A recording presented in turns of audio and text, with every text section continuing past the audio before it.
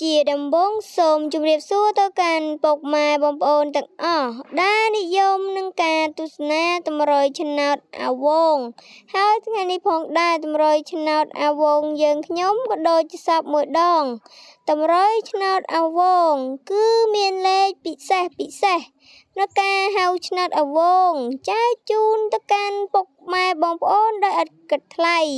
ប៉ុន្តែមុននឹងចូលទៅកាន់វីដេអូសូមពុកម៉ែបងប្អូនកុំភ្លេចជួយចុច like ក៏ដូចជាជួយចុច subscribe ដាក់សញ្ញារូបកណ្ដឹងដើម្បីទទួលបាននៅតម្រុយឆ្នោតអាវងថ្មីទៀតអាវ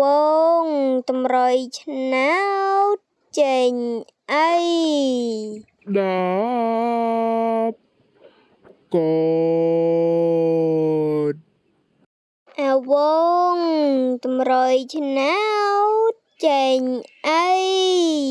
50កតអាវងតម្រុយឆ្នោតចេញអី591អាវងតម្រុយឆ្នោតចេញអីស្អែកចាំសួរម្ដងទៀត